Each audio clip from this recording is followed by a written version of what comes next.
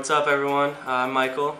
I'm Vicente. And we're interns here at Pablow, and today we're going to be sharing with you guys our travel horror stories.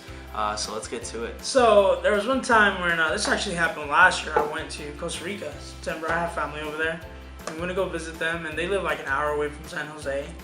And they live in a town called Sarchi Alajuela, that's the name of it. Of course, yeah. Sarchi Alajuela, yeah. We went to San Jose, the capital of Costa Rica, to just visit and, just go around shopping and whatnot. We're sitting there, we were waiting, I think, on my dad. He was buying something, and I kept getting like dust in my eyes. So I kept moving seats thinking like, okay, it's probably just me, like I'm sitting somewhere that someone's cleaning and I don't realize it. I'm seeing people with face masks. So I'm kind of a bit worried. I'm like, what's going on, like, oh my God, disease or something. It's like, what the hell? So then turns out my aunt's like, hey, we should head out. The volcano just erupted, let's go. And then, wait, what? Yeah. So then like my dad's like, all right, and I'm just like, the volcano just erupted, like. Yeah, and they're all just like calm. Yeah, they're so calm. Yeah. Call it the ceniza, the ashes. That's what's hitting your face. So I'm like, what the hell? Like, oh my God! Like, get out of here.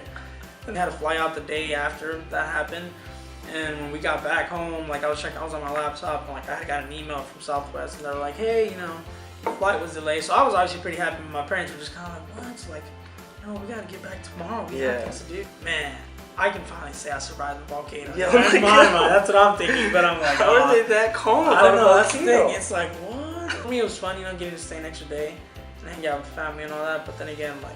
The whole volcano thing. The whole volcano thing kind of throws you off. Yeah, not as fun. Yeah, the next time we got on that flight to go back to Dallas, I was just there. I was like, man, what if the volcano erupts? I was wearing midair, and I was like, oh. Well, I don't know. If I could survive that, that'd be really cool right there. Yeah. That was one of my horror stories. Well, that's a horror story. It's definitely a horror story. I like that. Well, I didn't survive an erupting volcano. But my horror story was I was on vacation with my family. They told us there was this really bad storm in Atlanta, and they told my parents, they're like, hey, just heads up, the airport might still be bad. And well, we were leaving 2 days later, so we were like, there's not going to be any delays 2 days later. Well, fast forward 2 days later, we're supposed to get on a plane at 9 o'clock. And my dad gets an email at 3 in the morning, and it's just like, hey, your son. Emails at 3 a.m. Right? And not even a phone call, an email. Yeah. And so they're like, hey, your son Michael, his plane, yeah, it's delayed. And we're like, oh, if it's a couple hours, it's a couple hours. No, it's canceled. And I'm like, okay, I'll get on the next one. And they're like, yeah, well, yeah, we could probably get him on a flight in the next 3 days. So in my mind, I'm like, I'd be in Miami by myself for 3 days. Let's go! Yeah, I'm not really that upset. So he wakes me up at 4 in the morning, and he's like, grab all your stuff, let's get out of here. So I'm I'm trying to get ready, can't shower or anything. I'm going straight to the airport at 4:30 in the morning. I'm so tired. So basically we're talking with this airline worker, and we're like, well, I need to get on a flight, because I have connecting flights in different places, because I'm flying up to Des Moines. And they're like, yeah, no, there's nothing really right now. And so push comes to shove, they end up getting me on this flight. It's 3 separate flights connecting me all across the US, and then finally gets to Des Moines. I feel like one layover as it is already bad.